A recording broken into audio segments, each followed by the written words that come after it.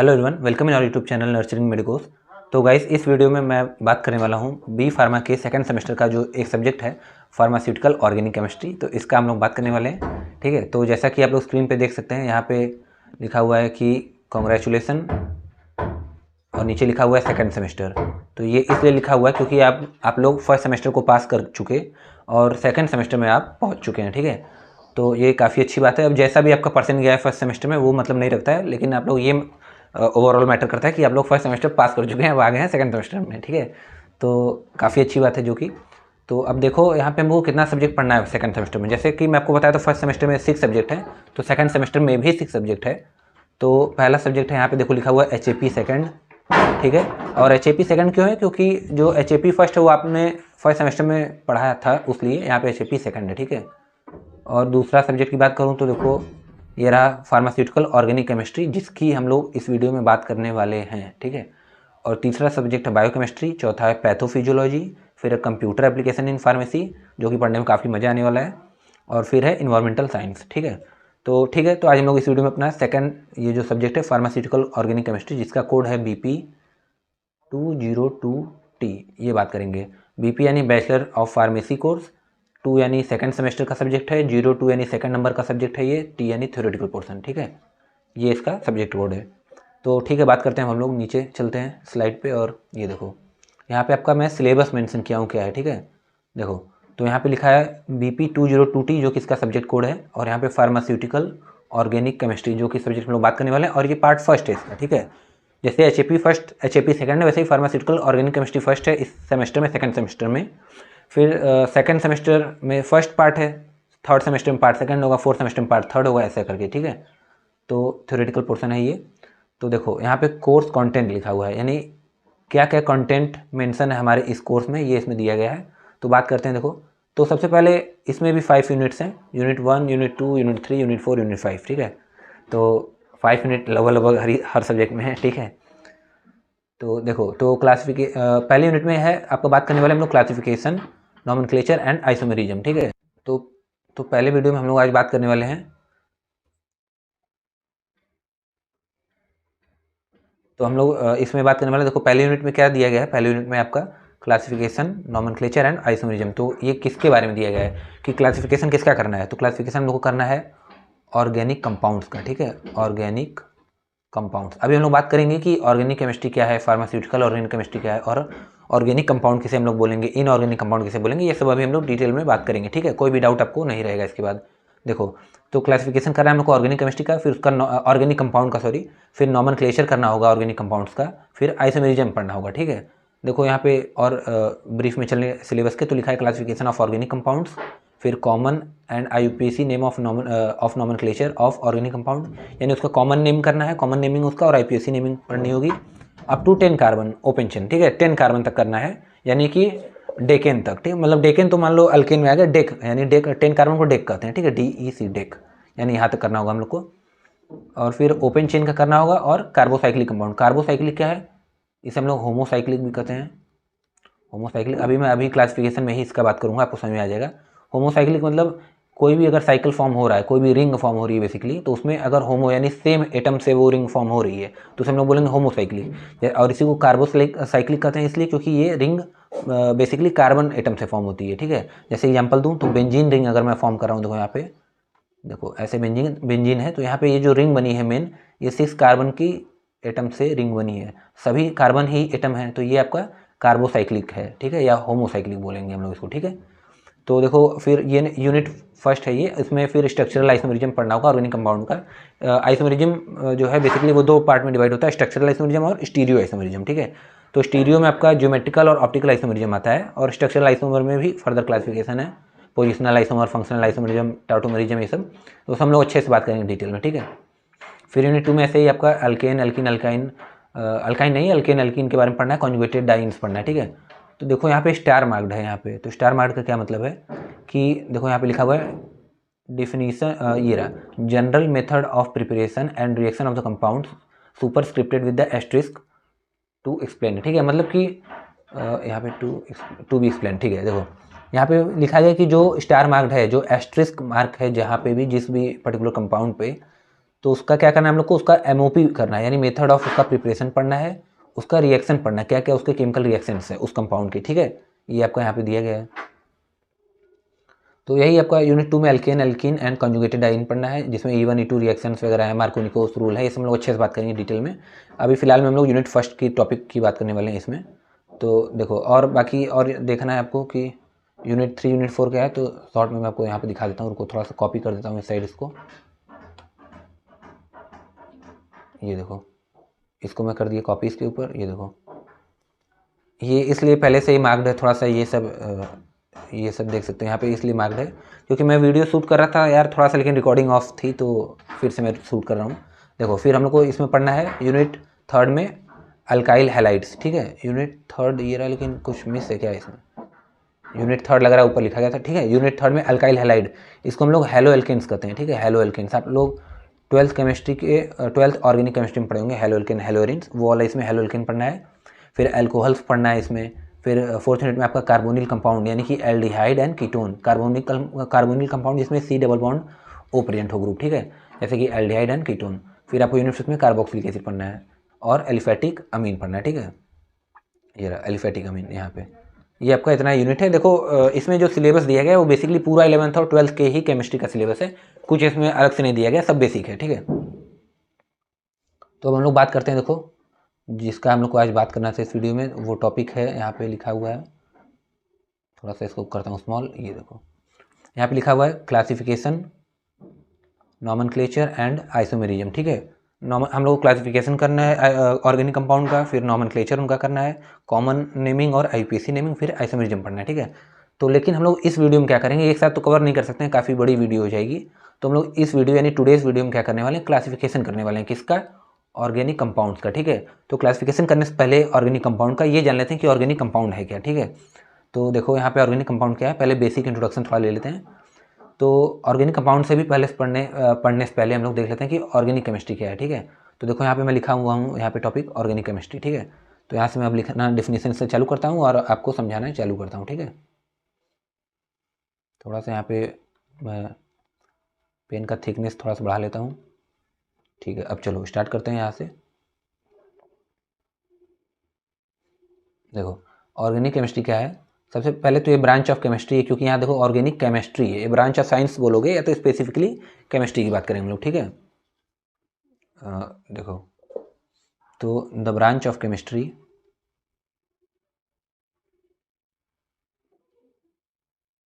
The branch of chemistry that deals with the, किसके साथ deal करता है, दैट डील्स विद द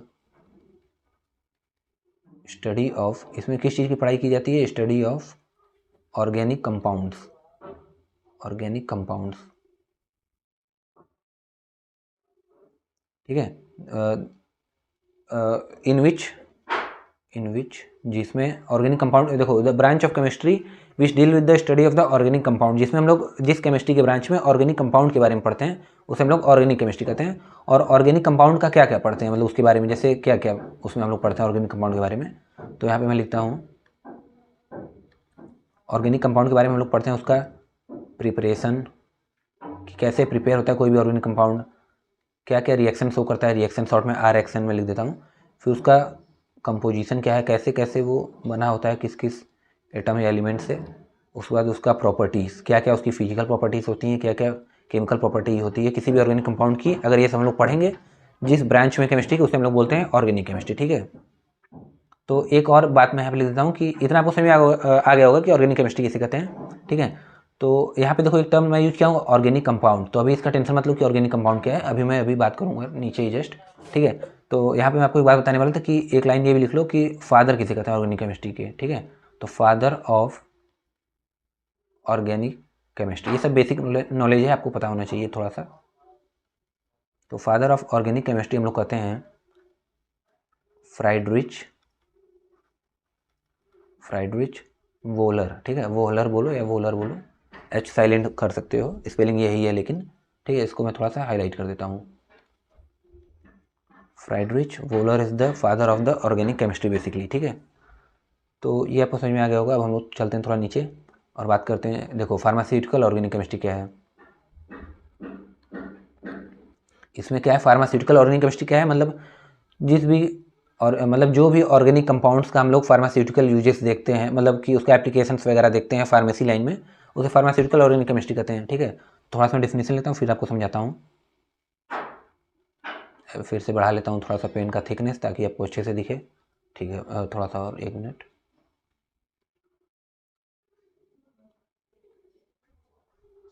यहाँ पे लिखता हूँ study of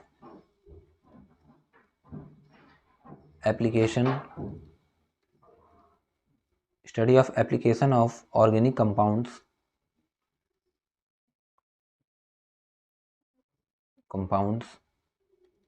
in the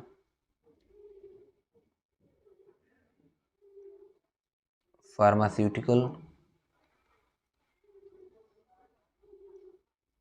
line तो इसमें हम लोग फार्मास्यूटिकल ऑर्गेनिक केमिस्ट्री में क्या करते हैं कि स्टडी करते हैं एप्लीकेशन ऑफ ऑर्गेनिक कंपाउंड, मतलब ऑर्गेनिक कंपाउंड के जितने भी एप्लीकेशन है, जैसे कि ऑर्गेनिक कंपाउंड को हम लोग कैसे, कहाँ से, कैसे यूज कर सकते हैं बेसिकली फार्मेसी फील्ड में, उसका जैसे कि किस किस जैसे फार्मास्यूटिकल एड की तरह यूज कर सकते हैं कि मतलब जिसका यूज कर सकते हैं हम लोग किसी भी नए ड्रग्स को या किसी भी पर्टिकुलर सब्सटेंस को प्रिपेयर करने में। तो ये सब जो हम लोग उसका एप्लीकेशन यूज करते हैं जिस लाइन में, मतलब फार्मेसी लाइन में, उसे हम लोग बोलते हैं फार्मास्यूटिकल ऑर्गेनिक केमिस्ट्री। ये बोल सकते हो या तो ये बोल सकते हो कि बेसिकली द केमिस्ट्री या organic chemistry which is use in the pharmaceutical line, जिस या particular the organic compound which are used in the pharmaceutical line as a pharmaceutical aid or as application, basically as an application is known as pharmaceutical organic chemistry. ठीक है, तो आपको थोड़ा सा clear हुआ होगा मैं क्या बोल रहा हूँ। एक बार थोड़ा सा और मैं हल्का सा एक्सप्लेन और कर देता हूँ कि ऑर्गेनिक कंपाउंड्स, क्योंकि ऑर्गेनिक केमिस्ट्री देखो ऑर्गेनिक कंपाउंड के बारे में डील करती है, तो organic compounds which are used in pharmacy field, किसी भी फार्मेसी फील्ड में जो ऑर्गेनिक कंपाउंड यूज हो या स्टडी हो एज एन एप्लीकेशन की तरह, मतलब क्या कैसे कैसे वो अप्लाई कर सकते हैं हम लोग उसको फार्मेसी फील्ड में, उसे हम लोग बोलते हैं फार्मास्यूटिकल ऑर्गेनिक केमिस्ट्री। ठीक है, तो अब यहाँ पे देखो हम लोग बात करते हैं कि अब बात करते हैं ऑर्गेनिक कंपाउंड कैसे करते हैं। ठीक है, ये एक इंपॉर्टेंट बात है जो कि आप पहले से भी जानते होंगे, फिर भी मैं आपको थोड़ा सा इसमें थोड़ा सा कॉन्सेप्ट आपका मैं ब्रशअप करना चाहता हूँ, मतलब थोड़ा सा क्लियर करना चाहता हूँ। ठीक है, तो देखो ऑर्गेनिक कंपाउंड क्या है,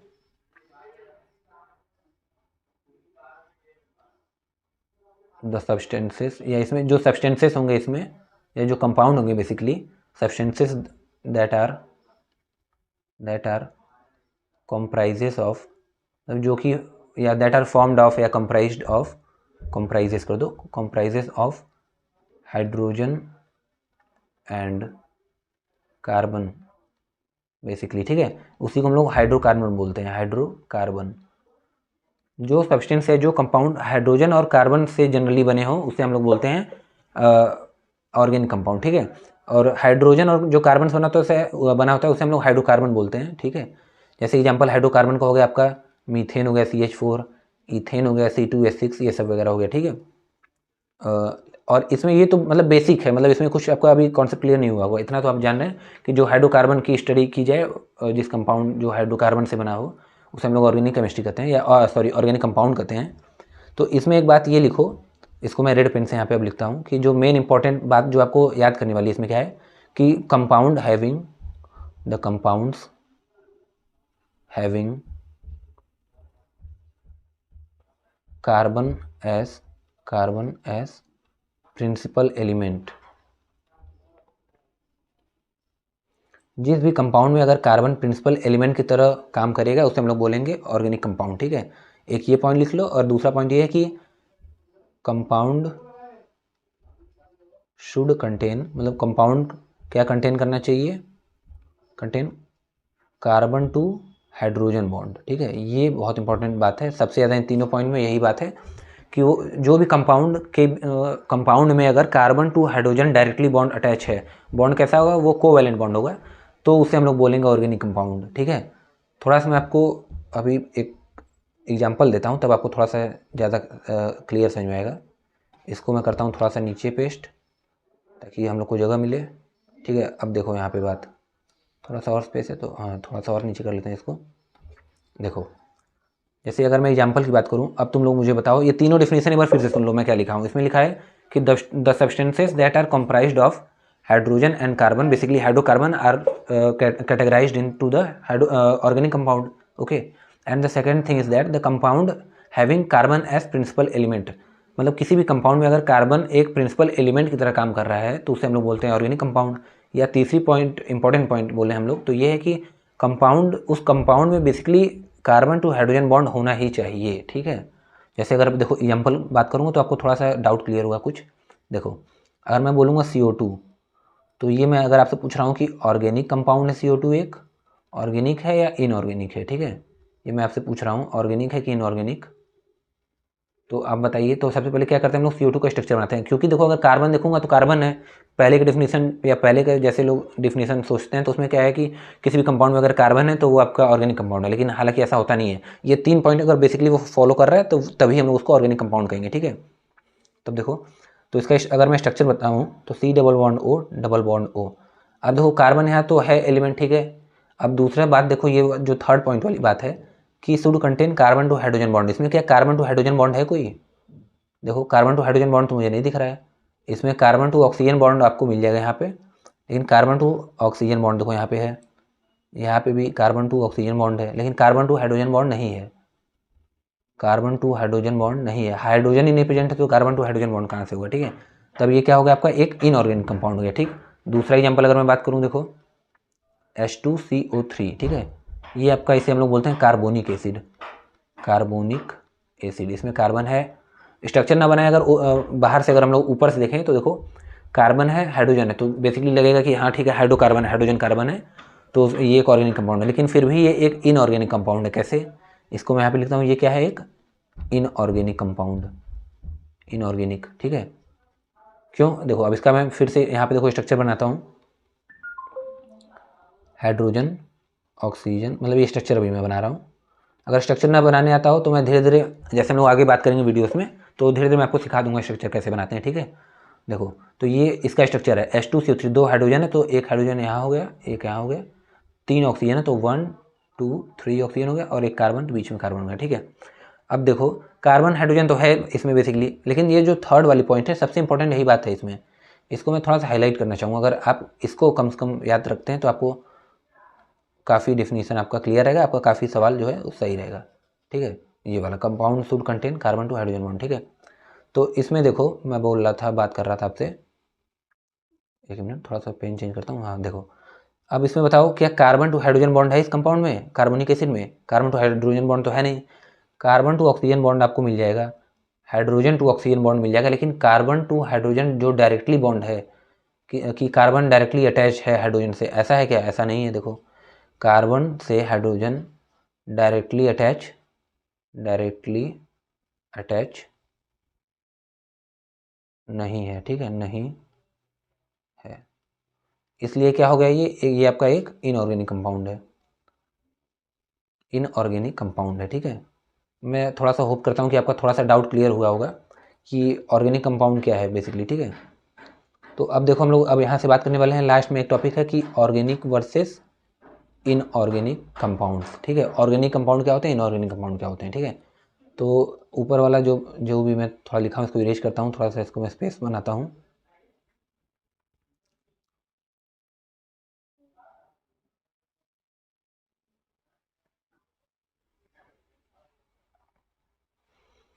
तब से मैं इरेज कर रहा हूँ आपको, लेकिन फिर से मैं रिवाइज कराते रहता हूँ कि ऑर्गेनिक कंपाउंड तभी बोलेंगे, पहले तो हाइड्रोकार्बन होना चाहिए मोस्टली। दूसरा बात यह है कि प्रिंसिपल एटम, जो एलिमेंट प्रिंसिपल बोल लो या प्रिंसिपल एटम, उसमें कार्बन होना चाहिए। और तीसरा मोस्ट इंपॉर्टेंट पॉइंट ये है कि carbon to hydrogen bond present होना चाहिए डायरेक्टली, ठीक है। अब देखो इसको थोड़ा सा मैं ऊपर शिफ्ट करता हूँ, ये पेस्ट करता हूँ थोड़ा सा ऊपर इसको, ये देखो, ठीक है। अब हम लोग यहाँ से बात करेंगे कि ऑर्गेनिक और इनऑर्गेनिक कंपाउंड में डिफरेंस क्या है, ठीक है। इसको इरेज करता हूँ, यहाँ भी, इसको भी,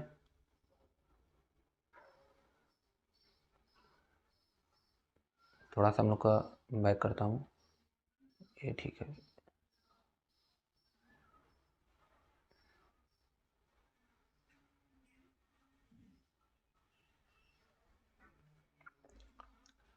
ठीक है, तो हम लोग फिर बात करते हैं, देखो ऑर्गेनिक वर्सेस इनऑर्गेनिक कंपाउंड, ठीक है। ऑर्गेनिक कंपाउंड में मैं क्या बताया, वही पॉइंट लिखो फिर से इसमें कार्बन जो है प्रिंसिपल एलिमेंट की तरह वर्क करेगा, प्रिंसिपल एटम या प्रिंसिपल एलिमेंट होगा किसी भी कंपाउंड में। और इनऑर्गेनिक कंपाउंड क्या है कि carbon not act as leading element, leading element बोल दो या तो प्रिंसिपल एलिमेंट बोल दो, लीडिंग एलिमेंट, ठीक है, कार्बन एलिमेंट या एटम, ठीक है। दूसरा है कि इसमें carbon to hydrogen bond directly present होगा, लेकिन इनऑर्गेनिक कंपाउंड में कार्बन टू हाइड्रोजन बॉन्ड नहीं होगा, ठीक है। और इसमें जनरली हाइड्रोकार्बन्स होते हैं, हाइड्रोकार्बन्स। और इसमें इनऑर्गेनिक कंपाउंड में क्या होता है जनरली देखे होगे तो नॉन मेटल्स, मेटल्स हो गए इसमें, नॉन मेटल्स, मेटल्स, सॉल्ट वगैरह हो गया जैसे NaCl, KCl, ये सब NaHCO3 यानी सोडियम बाइकार्बोनेट, ये सब आपका एक इनऑर्गेनिक कंपाउंड है बेसिकली, ठीक है। तो एग्जाम्पल तो इनऑर्गेनिक का हो गया, बात हो गया कि सॉल्ट वगैरह हो गए। तो अगर मैं ऑर्गेनिक कंपाउंड का एग्जाम्पल कुछ बात करूँ तो इसमें आ गया आपका जैसे यहाँ पे आपका हाइड्रोकार्बन तो हो ही गया, मतलब मीथेन, इथेन, प्रोपेन, ब्यूटेन, ये सब तो हो ही गया। यहाँ पे आपका देखो जितने भी कार्बोहाइड्रेट हैं, कार्बोहाइड्रेट, क्योंकि कार्बोहाइड्रेट का ही डिफिनेशन होता है कि हाइड्रेट्स ऑफ द कार्बन, यानी कार्बन और H2O वाटर के कॉम्बिनेशन से कार्बोहाइड्रेट बनता है बेसिकली, ठीक है। जिसका कि जनरल फार्मूला कार्बोहाइड्रेट का मैं लिखूँ तो ये होता है CnH2ON, मतलब ठीक है, यहाँ पे XY भी बोल सकते हैं। ये सब कार्बोहाइड्रेट का जनरल फार्मूला है। कार्बोहाइड्रेट ये आपका कार्बन हाइड्रोजन से बना है क्योंकि, ठीक है, तो ये आपका एक ऑर्गेनिक कंपाउंड में आ जाएगा। ऐसे ही प्रोटीन्स वगैरह आ जाएंगे आपके, फैट हो जाएगा, ठीक है। ये सब आपका एक ऑर्गेनिक कंपाउंड का एग्जाम्पल है। इतना आपको अब मैं होप करता हूँ कि आपको कम से कम इस वीडियो में ये तो डिफरेंस पता चल गया होगा कि ऑर्गेनिक कंपाउंड क्या है, इनऑर्गेनिक कंपाउंड क्या है, दोनों में डिफरेंस क्या है बेसिकली, और ऑर्गेनिक केमिस्ट्री क्या है। और H2CO3, H2O, CO2 ये सब ऑर्गेनिक है कि इनऑर्गेनिक कंपाउंड है। अब आप इसे आराम से डिफ्रेंशिएट कर पा रहे होंगे, ये मैं आपसे होप करता हूँ, ठीक है। अगर थोड़ा समझ में आया होगा तो आप लोग कमेंट करके बता सकते हैं कि हाँ थोड़ा सा ये आज मेरा डाउट क्लियर हुआ है। तो देखो अब मेन वो तो अभी तक हम लोग बेसिक्स बात कर रहे थे, ठीक है, थोड़ा सा वो मतलब आपका क्लैरिटी के लिए मैं उतना बता रहा था। अब मेन जो सिलेबस में हमारे जो टॉपिक स्टार्ट होता है वो है पहला क्लासिफिकेशन ऑफ ऑर्गेनिक कंपाउंड, ये वाला क्लासिफिकेशन ऑफ ऑर्गेनिक कंपाउंड्स, ठीक है। तो देखो किसी भी ऑर्गेनिक कंपाउंड, जितने भी ऑर्गेनिक कंपाउंड हैं उनको हम लोग दो ब्रॉड वेज में क्लासीफाई कर सकते हैं। पहला है ओपन चेन, दूसरा है क्लोज चेन।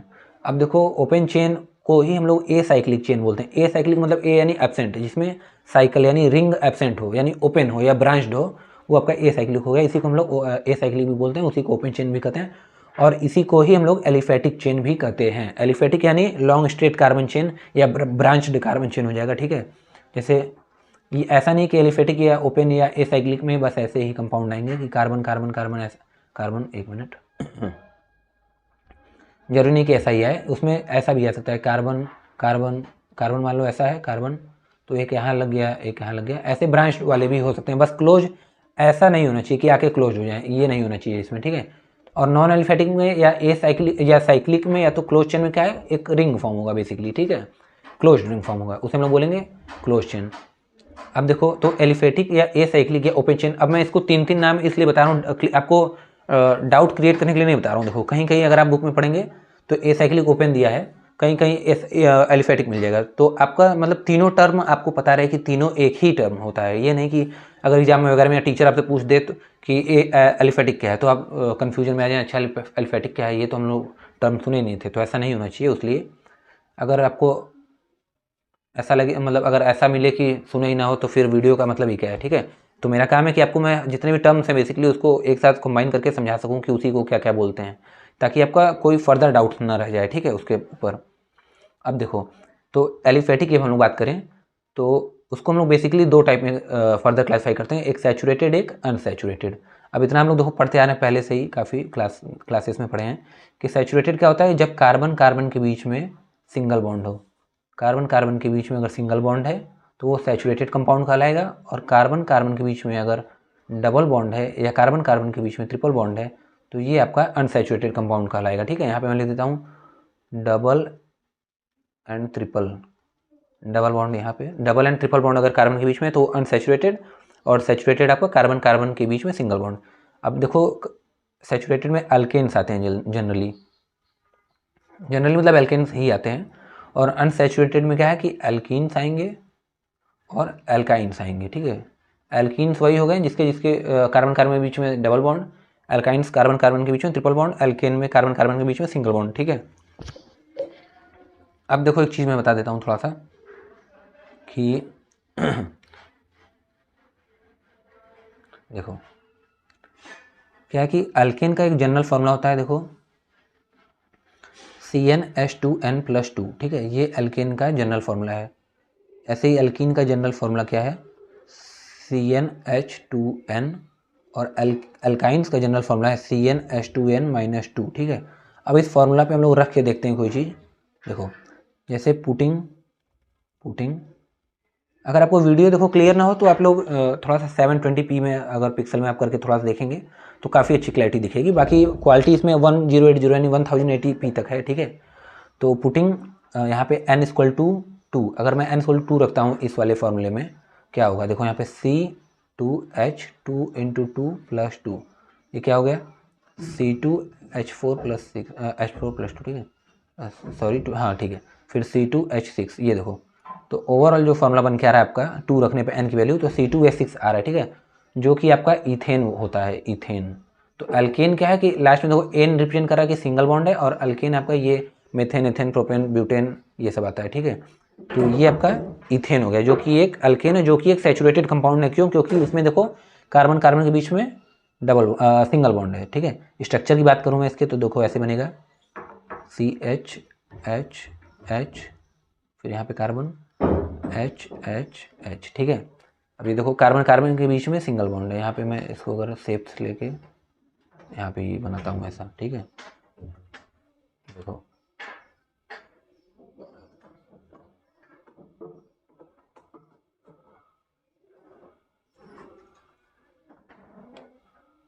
ये देखो यहाँ पे देखो कार्बन कार्बन के बीच में यहाँ पे सिंगल बॉन्ड है, ठीक है। तो इसलिए ये आपका एक एल्केन है। बेसिकली ये आपका क्या है, एक सैचुरेटेड कंपाउंड है, सैचुरेटेड। अब देखो मैं आपको एक क्वेश्चन पूछता हूँ। अब जनरली आपके मन में आया होगा ये सवाल, लेकिन आप लोग कभी ध्यान नहीं देंगे उतना, कि देखो अगर मैं बात करूँ मीथेन की, CH4, ये क्या है आपका, एक मीथेन है। अगर मैं आपसे पूछूंगा कि मीथेन जो है वो सैचुरेटेड है कि अनसैचुरेटेड है, तो आप लोग तुरंत बता देंगे मीथेन एक अल्केन कंपाउंड है और ये अल्केन के ग्रुप में आता है, और बेसिकली आप तुरंत बता देंगे कि ये एक सैचुरेटेड कंपाउंड है, ठीक है, क्योंकि ये फार्मूले को भी सेटिस्फाई करता है। अगर मैं CnH2n इस फार्मूला में अल्केन के CnH2n+2, इसमें अगर n=1 रखता हूँ तो CH2+2 यानी CH4 ही बनेगा, ठीक है। तो फार्मूला वाइज तो ये सेटिस्फाई कर रहा है कि ये सैचुरेटेड कंपाउंड के अल्केन में आता है, ठीक है। तो लेकिन एक बात ये बताओ कि सैचुरेटेड का डेफिनेशन क्या है। हम लोग बोले थे सैचुरेटेड में होता है कि कार्बन से कार्बन के बीच में, कार्बन कार्बन के बीच में सिंगल बॉन्ड होना चाहिए, ठीक है। अब मैं CH4 का स्ट्रक्चर बनाता हूँ। अब देखो carbon hydrogen, carbon to hydrogen, carbon to hydrogen, carbon की 4 वैलेंसी, उसके लिए 4 बॉन्ड लगेंगे, ठीक है, सेटिस्फाई करने के लिए हाइड्रोजन से अटैच्ड हो गए। अब देखो कार्बन कार्बन के बीच में सिंगल बॉन्ड होना चाहिए, तब सैचुरेटेड कहलाता है वो। तो अब क्या यहाँ पे कार्बन से कार्बन कोई अटैच्ड है, मतलब कार्बन कार्बन कोई यहाँ पे सिंगल बॉन्डेड है, कार्बन जो कि कार्बन से जुड़ा हो कैसे जुड़ा हुआ, क्योंकि यहाँ तो ओनली 1 कार्बन है, ओनली 1 कार्बन एटम, तब तो ये सैचुरेटेड कंपाउंड ही नहीं है। अब ये क्या हो गया, क्योंकि सैचुरेटेड कंपाउंड के डेफिनेशन में कार्बन कार्बन के बीच में सिंगल बॉन्ड होना चाहिए, ठीक है, इतना आपको पता होगा। तो लेकिन यहाँ तो कार्बन दूसरा कार्बन है ही नहीं, तो यहाँ कार्बन कार्बन के बीच में सिंगल बॉन्ड कैसे प्रेजेंट होगा। यहाँ तो कार्बन टू हाइड्रोजन बॉन्ड लगा है, ठीक है। तब देखो, लेकिन फिर भी ये सैचुरेटेड कंपाउंड है, ये सैचुरेटेड कंपाउंड है, कैसे वो देखो प्रूफ करता हूँ मैं। सैचुरेटेड का देखो डिफिनीशन बस ये नहीं होता कि कार्बन कार्बन के बीच में सिंगल बॉन्ड है। सैचुरेटेड में हम लोग ये भी बोलते हैं सैचुरेटेड कंपाउंड को कि वो पूरी तरीके से वो कंपाउंड सैचुरेटेड हो मतलब, या सेटिस्फाइड हो।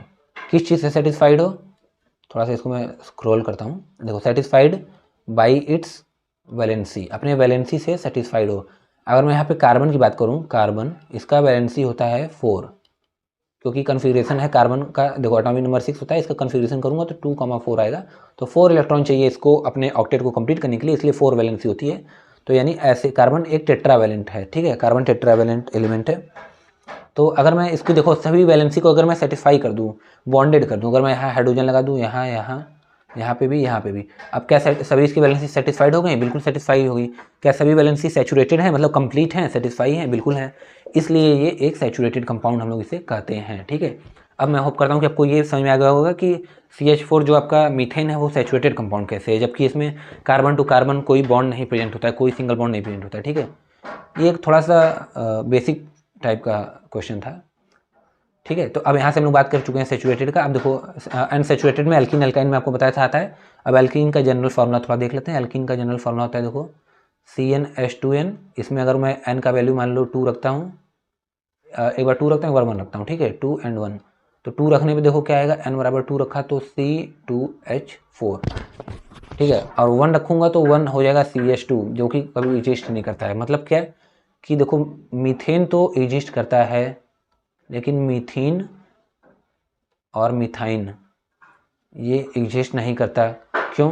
क्योंकि मैं बोला अल्कीन अल्काइन में carbon to carbon double bond, carbon to carbon triple bond होना चाहिए, जबकि मीथेन में यानी मेथ में एक ही कार्बन होता है, तो 2 कार्बन है नहीं, तो दोनों के बीच में डबल या ट्रिपल बॉन्ड कैसे आएगा, इसलिए एग्जिस्ट नहीं करता। ठीक है, बस मीथेन एग्जिस्ट करता है, ये एग्जिस्ट करता है। ठीक है, तो देखो 1 तो एग्जिस्ट करेगा नहीं, तो 2 वाला रखने पर क्या आ रहा है, C2H4 बन रहा है, जिसे हम लोग इथीन बोलते हैं, इथीन।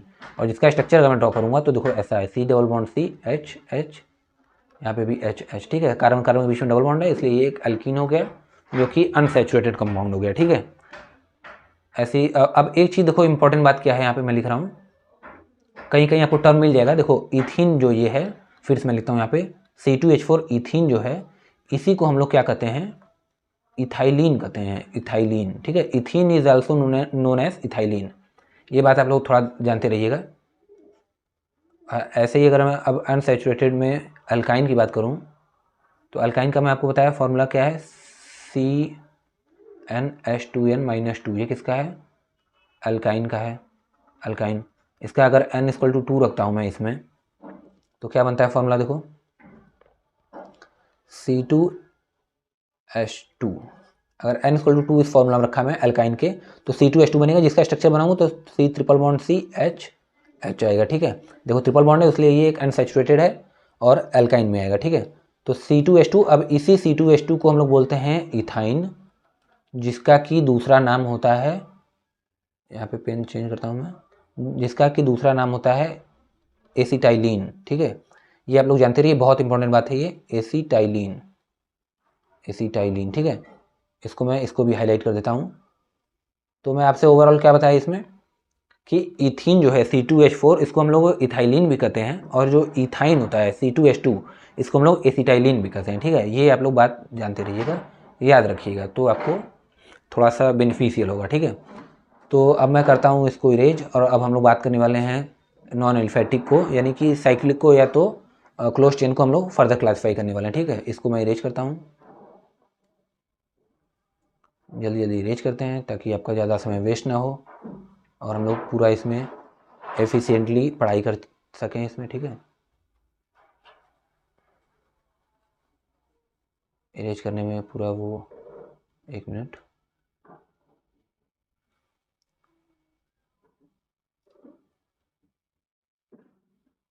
हाँ देखो,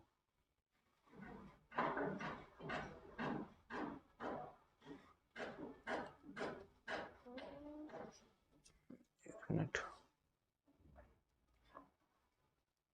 देखो एक बात मैं बता दूँ, इसका जो भी नोट्स है, ठीक है, वो नोट्स आपको डिस्क्रिप्शन बॉक्स में मिल जाएगा, मैं प्रोवाइड कर दिया हूँ आपको नोट्स। अगर आपको प्रिंट कराना है या तो अगर आपको पढ़ना है तो आप वहाँ से डाउनलोड कर सकते हैं। ठीक है, और बाकी जो भी डाउट हो रहा है आपसे इस वीडियो रिलेटेड, जो भी कमेंट करना है, आप बिना कुछ मतलब किसी भी बिना हिचकिचाहट के, बिना किसी हम लोग एक टर्म बोलते हैं, क्या अभी याद नहीं आ रहा है, मतलब बिना किसी वो सोचे समझे या बिना किसी चीज़ को वो किए, आप लोग कमेंट कर सकते हैं जो भी, अगर आपको डाउट आ रहा होगा। ठीक है, मैं पूरी कोशिश करूँगा उसको क्लियर करने की और आपका कमेंट सेक्शन रीड करने की। ठीक है, कमेंट वगैरह अगर आप करेंगे तो देखो पता चलेगा कि हाँ आप लोग भी एक्टिव हैं, और बाकी मैं तो एक्टिव हूँ ही।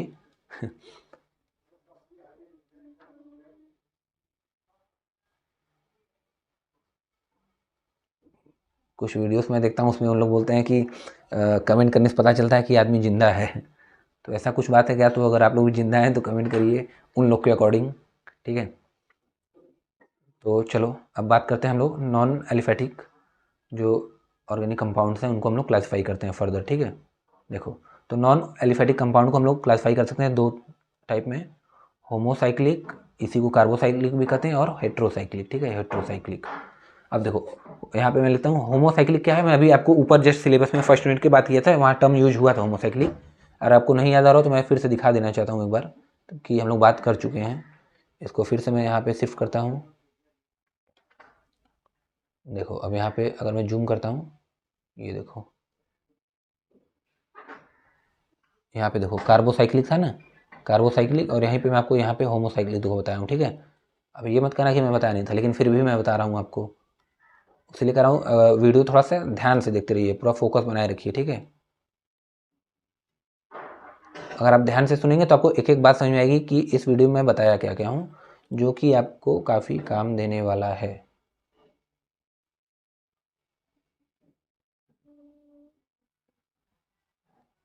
देखो तो ठीक है, तो मैं बोल रहा था कि होमोसाइक्लिक और कार्बोसाइक्लिक, तो फिर से मैं आपको यहाँ पे बताता हूँ क्या है दोनों।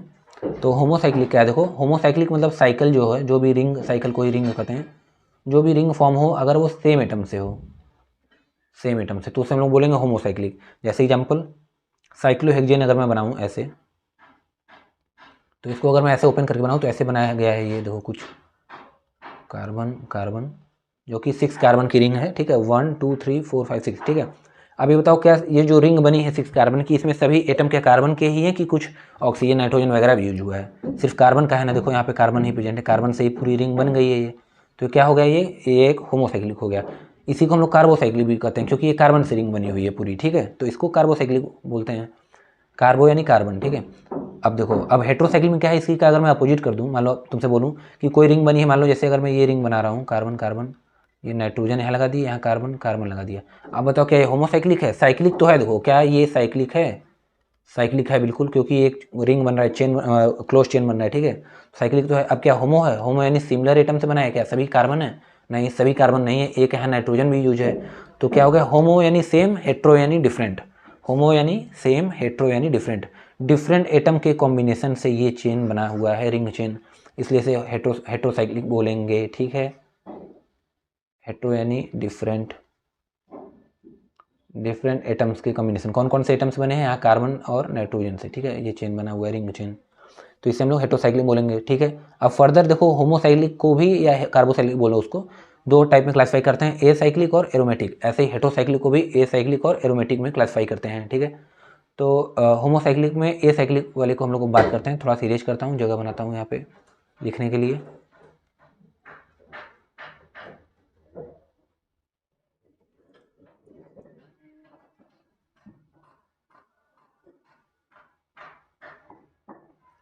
देखो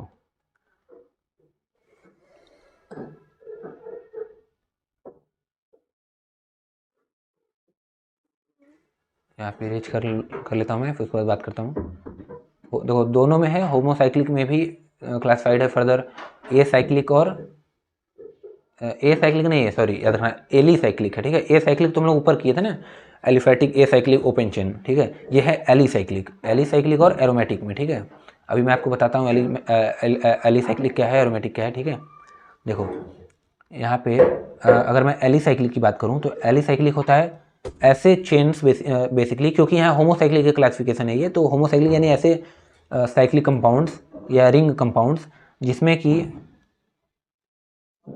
कि कॉन्जुगेशन ना मिलता हो, कॉन्जुगेशन, जिसमें कि कॉन्जुगेशन एब्सेंट हो, या जो कि हकल्स रूल को, Huckel's rule, HUCKELS, Huckel's rule, spelling ये है, या तो HUCKLES, हकल्स, ये वाली है शायद, क्या मोस्ट प्रोबेबली यही है हकल्स रूल, जो कि हकल्स रूल को फॉलो ना करता हो, ठीक है, वो होता है आपका जो कि मतलब नॉन एरोमेटिक है, उसे हम लोग बोलेंगे एलिसाइक्लिक। इसका एग्जांपल वही हो गया सिंपल सा, साइक्लो हेक्सेन हो गया, ठीक है, या साइक्लोब्यूटेन में बना दिया। इसमें क्या कोई डबल बॉन्ड है? नहीं। क्या एरोमेटिक है? ये नहीं। अभी बताऊंगा एरोमेटिक के कंडीशंस क्या क्या होता है। क्या इसमें कोई कंजुगेशन है? कंजुगेशन मतलब क्या है कि पाई बॉन्ड हो, मतलब कंजुगेशन अलग अलग टाइप से हो सकता है, जैसे लोन पेयर से हो सकता है, लोन पेयर, सिग्मा पाई, ऐसे कॉन्जुगेशन हो सकता है, या तो पाई सिग्मा पाई, सिग्मा यहाँ बना लो, ये सब कॉन्जुगेशंस का देखो ये होता है, या तो निगेटिव सिग्मा पाई वगैरह ऐसे वाला मतलब ये सब आपका एक कॉन्जुगेशन होता है, ठीक है। कॉन्जुगेशन मतलब रेजोनेंस होता है, जिसमें रेजोनेंस हो उसे हम लोग कॉन्जुगेशन कहते हैं, ठीक है। डी लोकलाइज्ड इलेक्ट्रॉन जिसमें प्रेजेंट हो वो कॉन्जुगेशन होता है। कंडीशन ये सब हो सकती है, पाई सिग्मा पाई, ये सब पाई सिग्मा लोन पेयर, ठीक है। तो क्या इसमें कॉन्जुगेशन है, कोई पाई वगैरह या लोन पेयर इलेक्ट्रॉन कुछ दिख रहा है, नहीं दिख रहा है ना, तो ये आपका कॉन्जुगेशन इसमें नहीं है। Aromatic compound, non aromatic compound, अभी कंडीशन में बताऊंगा कि हकल्स रूल क्या है, ठीक है, अभी बात करता हूँ जस्ट।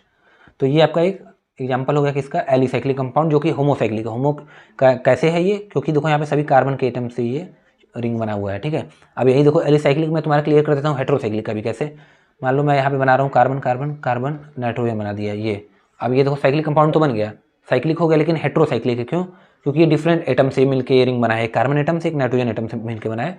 और ये तुम्हारा एलिसाइक्लिक है, ये क्या है, एलिसाइक्लिक है, एलिसाइक्लिक क्यों, क्योंकि इसमें देखो कोई कॉन्जुगेशन नहीं है, कॉन्जुगेशन नहीं है इसमें, कोई कोई ये एरोमेटिक कंपाउंड नहीं है ये, ना ही इसमें कोई, ना ही ये हकल रूल को फॉलो करता है। अभी हकल रूल बताता हूँ, ठीक है, ठीक है। तो ये किसका एग्जांपल हो गया, ये हेट्रोसाइक्लिक का एग्जांपल हो गया। जैसे और कोई एग्जांपल बनाऊँ तो देखो ये ऑक्सीजन यहाँ जोड़ दो, ये ठीक है, ये भी आपका हो गया हेट्रोसाइक्लिक एलिसाइक्लिक कंपाउंड, ठीक। अब बात करते हैं होमोसाइक्लिक में एरोमेटिक कंपाउंड क्या होता है। तो किसी भी कंपाउंड को हम लोग एरोमेटिक कंपाउंड तब बोलेंगे जब वो हकल्स रूल को फॉलो करे, हकल्स रूल को फॉलो करे। अब हकल्स रूल क्या बोलता है, देखो यहाँ पे मैं ब्लैक पेन से लिखता हूँ। देखो हकल्स रूल क्या बोलता है, पहली बात बोलता है कि कार्बन मतलब वो जो है कंपाउंड वो sp2 हाइब्रिडाइज होना चाहिए, उसका कार्बन sp2 हाइब्रिडाइज होना चाहिए।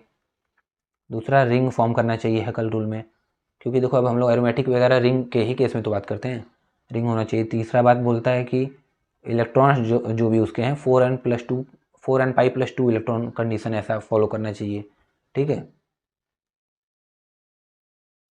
और ये आपका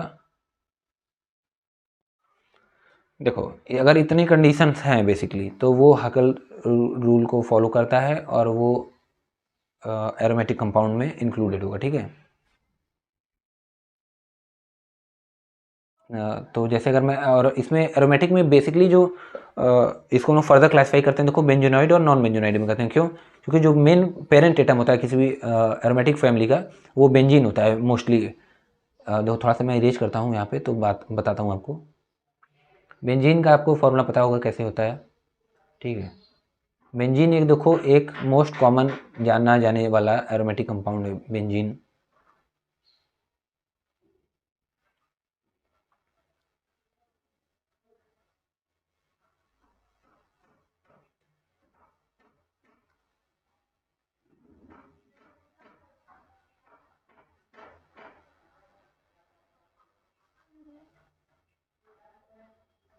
देखो अब मैं यहाँ पे बता रहा था आपको कि ये जैसे ये एरोमेटिक में, एरोमेटिक का क्या क्या कंडीशंस मैं आपको बताया, ठीक है। देखो कि उसमें 4n π+2 इलेक्ट्रॉन होना चाहिए, ऐसा कंडीशन। अब ऐसा कंडीशन क्या है, देखो जैसे बेंजीन का स्ट्रक्चर बनाऊँ, देखो ये बेंजीन है, ये एरोमेटिक कंपाउंड है, इसका नाम क्या है, बेंजीन है। बेंजीन कितने इलेक्ट्रॉन है इसमें, पाई इलेक्ट्रॉन को काउंट करना है, ठीक है, कितने पाई इलेक्ट्रॉन है। और जितने भी आपके delocalized lone pair electron होता है वो भी हम लोग इसमें काउंट करते हैं पाई इलेक्ट्रॉन में ही, ठीक है। तो देखो अगर मैं इसके बात करूँ तो देखो इसमें ये 3 पाई इलेक्ट्रॉन है, 3 पाई इलेक्ट्रॉन। अब एक पाई इलेक्ट्रॉन में कितना होता है इलेक्ट्रॉन्स, 2 इलेक्ट्रॉन होता है एक पाई में, 3 पाई इलेक्ट्रॉन है, तो मतलब 3 पाई बॉन्ड है, 3 पाई बॉन्ड बोलो बेसिकली, 3 पाई बॉन्ड है, एक पाई बॉन्ड में 2 इलेक्ट्रॉन होता है, क्योंकि पाई बॉन्ड देखो ऐसे बनता है ना। देखो ये सेकंड बॉन्ड हमेशा पाई बॉन्ड होता है, तो ये सिग्मा बॉन्ड हो गया, ये वाला सिग्मा बॉन्ड, ये वाला पाई बॉन्ड है मान लो, तो इसमें एक और एक 2 इलेक्ट्रॉन्स बनता है। तो 3 पाई बॉन्ड में कितना इलेक्ट्रॉन हो गया, 6 इलेक्ट्रॉन हो गया, 6 इलेक्ट्रॉन्स, ठीक है, 6 इलेक्ट्रॉन। तो 6 इलेक्ट्रॉन्स को हम लोग कैसे लिख सकते हैं, 4 × 1 + 2 लिख सकते हैं ना, यानी 4 × 1 = 4 + 2 6 इलेक्ट्रॉन। तो यही हो गया देखो 4, यही हो गया देखो आपका 4n पाई, क्योंकि पाई इलेक्ट्रॉन था +2 इलेक्ट्रॉन, यही कंडीशन देखो यही वाला है जो आपका यही फॉलो कर रहा है, ठीक है। तो ये आपका एक एरोमेटिक कंपाउंड हो गया बेंजीन रिंग, ठीक है। अब बेंजीन रिंग का अगर हाइब्रिडाइजेशन देखोगे यहाँ पे कार्बन का, देखो ये है, इस कार्बन का अगर मैं इस कार्बन का हाइब्रिडाइजेशन चेक करूँ तो ये sp2 है। कैसे हाइब्रिडाइजेशन, अगर हाइब्रिडाइजेशन निकालना है आपको किसी भी कार्बन का तो कैसे निकालोगे, उसमें जितने भी सिग्मा बॉन्ड हैं उसको प्लस लोन पेयर इलेक्ट्रॉन को काउंट करोगे इसको, और काउंट पाई बॉन्ड जो भी है पाई बॉन्ड उसको काउंट नहीं करेंगे हम लोग, ठीक है। अब देखो यहाँ पे इस कार्बन का कितना सिग्मा बॉन्ड है, 1, ये रहा, थोड़ा ब्लैक से बनाता हूँ देखो कि पता चले क्या क्या है। पहला सिग्मा बॉन्ड ये, दूसरा सिग्मा बॉन्ड ये, इस कार्बन एटम का बात कर रहा हूँ मैं। तीसरा सिग्मा बॉन्ड बताओ कहाँ है, ये है क्या, ये तो पाई बॉन्ड है क्योंकि सेकंड बॉन्ड हमेशा पाई बॉन्ड होता है, ठीक है। तो ये तो आपका पाई बॉन्ड है, तो ये इंक्लूडेड नहीं होगा, इसको इंक्लूड नहीं करेंगे। तो देखो अब कार्बन का मैं बताया कि टेट्रावेलेंट है, 4 वैलेंसी होती है इसकी, 4 से सेटिस्फाई होता है ये एटम से। तो देखो यहाँ पे पहला एटम तो एक बॉन्ड यहाँ बना, एक, दूसरा यहाँ 2, तीसरा बॉन्ड यहाँ बन गया, और चौथा बॉन्ड जो है इसका हाइड्रोजन ऐसे होता है। बेंजीन रिंग हम लोग बनाते हैं ऐसे, लेकिन देखो अगर ओरिजिनल बेंजीन रिंग बनाया जाए हम लोग, देखो ऐसे हाइड्रोजन उसमें दिखता नहीं है जनरली, लेकिन हाइड्रोजन भी होता है देखो, ठीक है। देखो ऐसे होता है बेंजीन रिंग, ठीक है। इसमें C6H6 इसका बेंजीन का फॉर्मूला होता है, C6H6, ठीक है। अब बताओ इस कार्बन एटम का मैं पूछ रहा हूँ, अब यहाँ पे पेन रेड करता हूँ मैं। अब बताओ इस कार्बन एटम का अगर मैं पूछूँ, देखो एक सिग्मा बॉन्ड हाइड्रोजन से बना है, दूसरा इस कार्बन से, तीसरा इस कार्बन से, और एक पाई बॉन्ड, ठीक है। तो 3 इसमें सिग्मा बॉन्ड है, 3 सिग्मा बॉन्ड, 3 सिग्मा बॉन्ड है, तो क्या हो गया sp2 हाइब्रिडाइज, क्योंकि देखो s का 1, p का 2, 2 + 1 3, यानी 3 सिग्मा बॉन्ड का sp2 हाइब्रिडाइजेशन। 2 सिग्मा होता है तो sp हाइब्रिडाइजेशन, अगर 3 सिग्मा बॉन्ड है तो sp2 हाइब्रिडाइजेशन, 4 सिग्मा बॉन्ड है तो sp3 हाइब्रिडाइजेशन, ठीक है। अगर वही लोन पेयर भी होता तब पर भी हम लोग को उसको इंक्लूड करना होता, ठीक है। तो sp2 कंडीशन को भी फॉलो कर रहा है ये, और रिंग तो फॉर्म कर ही रहा है ये, ठीक है। तो ये हैकल्स रूल को फॉलो करता है। तो ये आपको समझ में आ गया होगा कि एरोमेटिक क्या है। बेसिकली बेंजीन इसका मोस्ट कॉमन नोन एग्जांपल है एरोमेटिक का, ठीक है। तो इसको हम लोग फिर फर्दर वही क्लासीफाई कर सकते हैं बेंजोनॉइड में और नॉन बेंजोनॉइड में। बेंजोनॉइड मतलब जो भी स्ट्रक्चर बेंजीन डेरिवेटिव है, बेंजीन से जो बना होगा वो बेंजोनॉइड होगा, और जो कि आपका बेंजीन से ना बना हो, जैसे उसमें मोस्ट प्रोबेबली 6 कार्बन एटम की चेन ना हो, उसे हम लोग बोलेंगे नॉन बेंजोनॉइड, ठीक है। देखो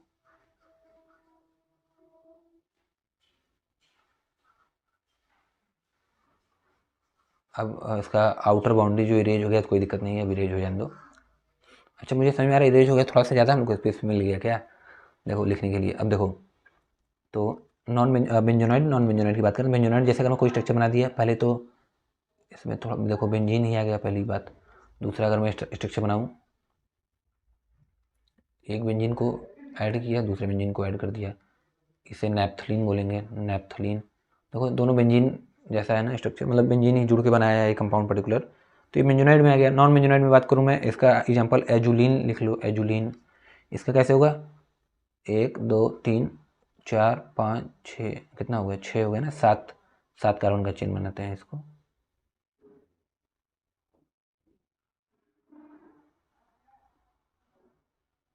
देखो 1 2 3 4 हो गया, 5 6 7, 1 2 3 4 5 6, अबे यार 6 ही बना। देखो इरेज करता हूँ, थोड़ा इरेज भी तो थोड़ा सा करने में प्रॉब्लम हो रही है,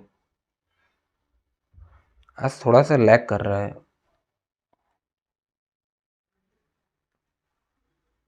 नॉट रिस्पॉन्डिंग लिख रहा है ऊपर वैसे,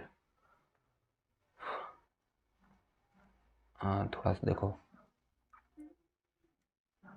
इसको मैं बनाता हूँ फिर से। ये इसका नेप्थलीन और बेंजीन वगैरह हो गया, इसका आपका बेंजोनॉइड में, ठीक है।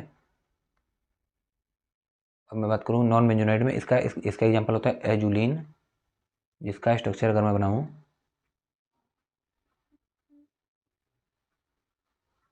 ठीक है।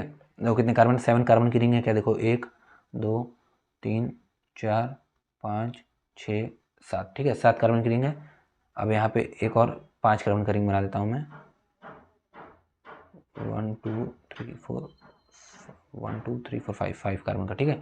ये हो गया। अब यहाँ पे बॉन्ड लगा दो ऐसे ऐसे करके, ठीक है, ऐसे। ये देखो ये एजुलिन का स्ट्रक्चर हो गया। थोड़ा क्लियर नहीं होगा उसके लिए सॉरी, क्योंकि थोड़ा सा ये लैग कर रहा है वीडियो मतलब लिखने में, ठीक है। तो एजुलिन हो गया। ये देखो इसमें ये 7 कार्बन की चेन है, मतलब रिंग चेन है, ये 5 कार्बन की, ठीक है। तो ये देखो बेंजीन की तरह स्ट्रक्चर बेसिकली नहीं है, इसलिए इसको नॉन बेंजोनॉइड कहेंगे, ठीक है। ठीक है, ऐसे अब ये एरोमेटिक इसमें भी बात कर लिए, जैसे इसका एरोमेटिक का अगर एग्जांपल देखो, एलिसाइक्लिक का एग्जांपल आपको बता चुका था, जैसे कोई भी कंपाउंड ऐसे बना दो सर्कुलर रिंग टाइप का, ये सॉरी ये क्या है, ऐसे रिंग टाइप का अगर बना दो, ठीक है, जिसमें एक एटम को या दो एटम को डिफरेंट कर दो, ठीक है, वो हेटेरोसाइक्लिक एलिसाइक्लिक हो जाएगा। अब एरोमेटिक की बात करूँ इसका, तो इसका एग्जाम्पल जैसे देखो ये हो गया फ्यूरैन, अगर मैं बात करूँ फ्यूरैन, ठीक है, ऐसा होता है फ्यूरैन इसका नाम है। इसमें क्या है देखो, साइक्लिक तो है कंपाउंड क्योंकि पूरा साइकिल क्लोज है, लेकिन ये देखो हेट्रोसाइक्लिक क्यों, क्योंकि एक ऑक्सीजन एटम्स बना है, कार्बन कार्बन कार्बन भी एटम है इसमें और ऑक्सीजन है, डिफरेंट डिफरेंट एटम से ये रिंग बना है, मेन रिंग बना है इसका, इसलिए हेट्रोसाइक्लिक है। और एरोमेटिक क्यों है, देखो यहाँ पे ऑक्सीजन के ऊपर लोन पेयर है, ये कॉन्जुगेशन में जाएगा, ये ऊपर जाएगा, फिर ये यहाँ पे आएगा, ऐसे करके कॉन्जुगेशन में sp2 हाइब्रिडाइजेशन है, आप चेक कर सकते हैं, तो ये एरोमेटिक में आ जाएगा। ऐसे ही अगर मैं और बात करूँ इसका, तो और एग्जाम्पल एरोमेटिक का इसका हो गया, जैसे ऐसे मैं बनाऊँ अगर ये देखो, थोड़ा सा रुको 1 मिनट,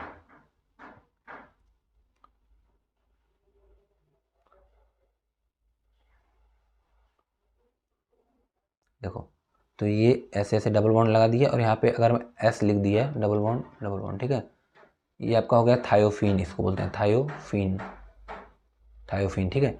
अब देखो यहाँ पे ये वाला, ये दोनों, ये जो इसको, इसके पास दो इलेक्ट्रॉन पेयर हैं, ठीक है, दो लोन पेयर, इसमें से जो कि एक ही लोन पेयर, एक लोन पेयर में दो इलेक्ट्रॉन होते हैं, एक लोन पेयर जाएगा इस पे रेजोनेंस में, ठीक है, यहाँ पे रेजोनेंस आएगा तो ये इस पे आ जाएगा लोन पेयर, फिर ये फर्दर इस पे आएगा, ये वाला इस पे आ जाएगा, ऐसे करके, ठीक है।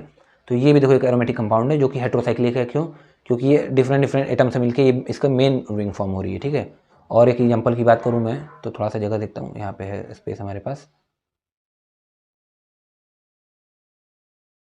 देखो एक और ये हेट्रोसाइक्लिक के हेट्रोसाइक्लिक के एरोमेटिक की बात करूं, तो इसमें एक और एग्जांपल हो गया, ये देखो ये NH, इसको यहाँ डबल बॉन्ड लगा दिया, ये देखो NH पे भी लोन पे, ये पाइरोल इसे बोलते हैं हम लोग, क्या बोलते हैं, पाइरोल।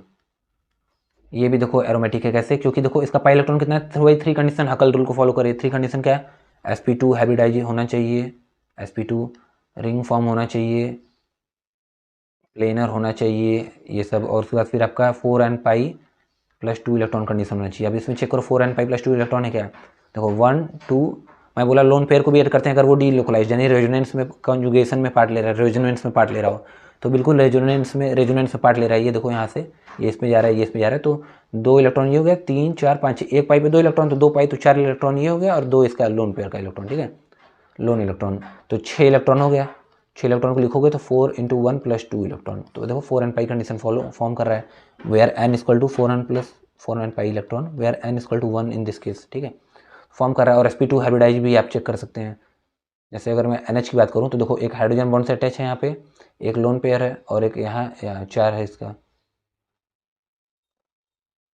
सॉरी यहाँ NH नहीं होगा, क्यों, ठीक है, H हटा दो, क्योंकि नाइट्रोजन 4 बॉन्ड कैसे बनाने लगा यार, हमेशा नाइट्रोजन 4 बॉन्ड तभी बनाएगा जब नाइट्रोजन के ऊपर एक प्लस चार्ज आए, ठीक है, जनरल उसकी अगर हम लोग बात करें वैलेंसी की, इरेज करता हूँ इसको मैं थोड़ा सा,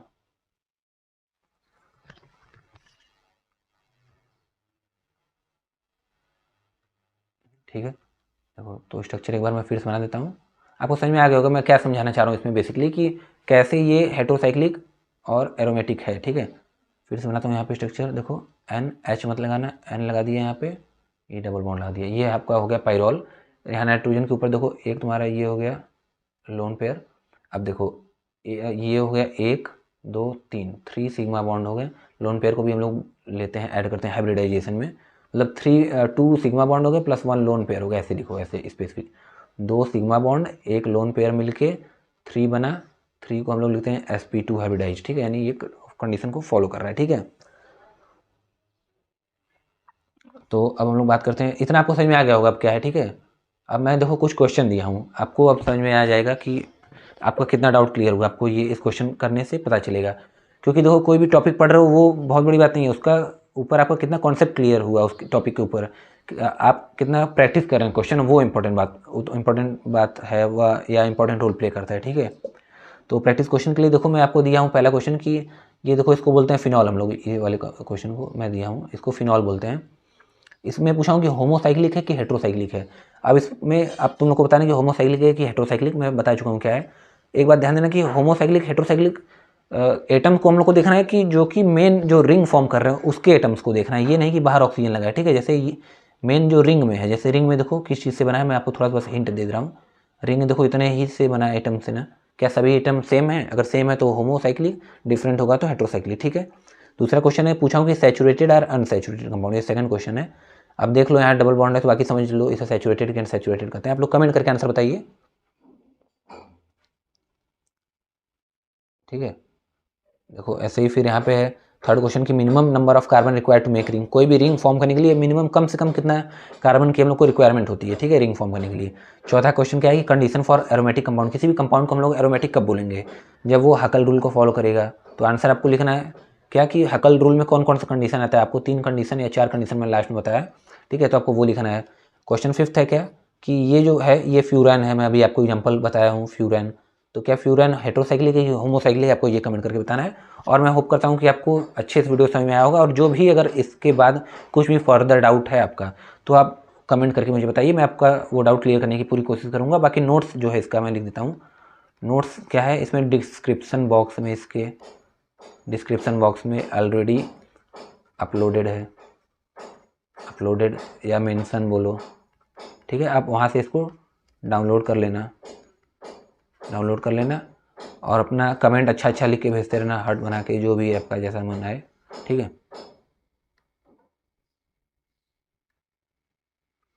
तो ठीक है यार, तो फिर आगे अब इसका पार्ट नेक्स्ट पार्ट बात करेंगे हम लोग, और जो भी डाउट होगा बताना मुझे, ठीक है। अगर कोई भी फर्दर अगर डाउट हो तो आप लोग कमेंट करके मुझे बता सकते हैं, और आगे का वीडियो फिर हम लोग कंटिन्यू करेंगे नेक्स्ट लेक्चर में।